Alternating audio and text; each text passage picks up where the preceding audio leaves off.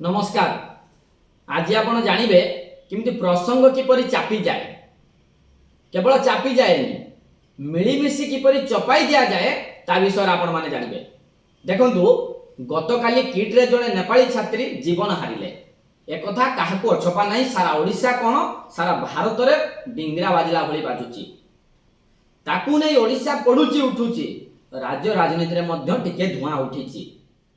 से प्रसंग रे सरकार पदक्षेप कौन नेबे? ओलटा सीबीआई आसी आईएएस ऑफिसर विष्णुपद सेठीଙ୍କ घरे रेड करूची।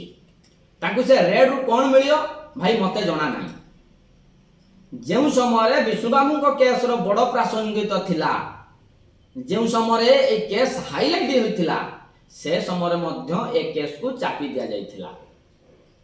मु सेहिति पई कहूची केमिति प्रसंग चापी दिया जाए। जहाँ जितेबाला दरकार ये सरकार से किसी एक्शन नेउ नाही। आउ आज जितेबाला एक बड़ घटना सामना को आसी किट विश्वविद्यालय रे जितेबाला छात्री जीवन जाउची आ पिला माननकु बिना कारण रे कैंपस रो बाहर कर दिया जाउची, निज देश को पठे दिया जाउची, सेतेबाला सरकार चुप होई बसिचंती। एटी गोटे कथा मने पडुची मोर जे अतिथि देव भव। अतिथि को एमिति ही हमर चर्चा करा जाए ओडिसा रे। ये हूँ आम राजनीति रो खेल जे नेपाली छात्र छात्री मानू देश को जोर जबरदस्ती विदा कर दिया जाउची। आ से समय पुणी विष्णु बाबू मने पड़ुछंती सरकार सेतेबेले कुआडे जाइथिले। आ जेतेबेले बड़ प्रसंग आसीची ओडिशा जनसाधारण नजर को, जेतेबेले किट रे पडुतबा समस्त छात्र छात्री न्याय मागुछंती रास्ता रे बसी, सेतेबेले सरकार विष्णु बाबू कथा मने पकाउछंती। आ बाकी रहिला पुलिस कथा।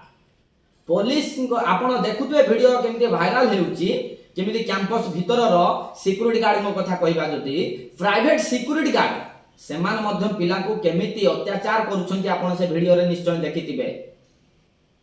आ पुलिस ए वीडियो को आमे जेमती वीडियो देखुचे पुलिस मध्य वीडियो देखुचे आ चुप होई बसिची। एक्शन केबे नेबे केते बेले नेबे आ पिला मान को कुआ जाउची आपण आईन को हाथ को नियंतु नाही। ठीक अच्छे आज्ञा, पिला माने आईन को हाथ को नेबे नाही, किंतु पिला मानकर अधिकार अछि रास्ता रे बसी शांतिपूर्ण धारणा दे पारिबे। किंतु या काहार इंगित रे चालुछि जे समान को शांतिपूर्ण धारणा मध्य करबा को अनुमति दिया जाउ नाही। से जगह रे ओलोटा समान को राज्य को देश को पठा दिया होछि।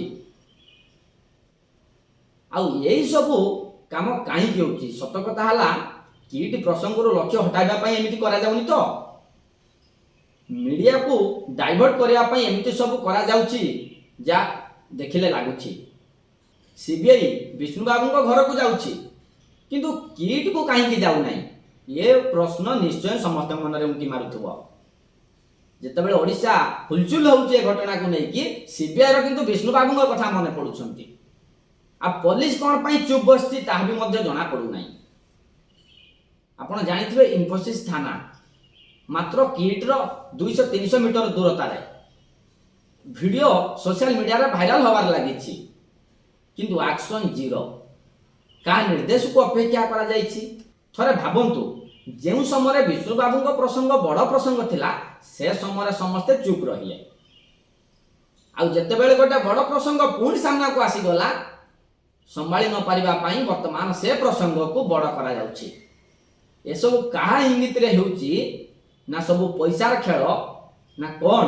ये सब आपण जनसाधारण माने ही यार विचार करेंगे।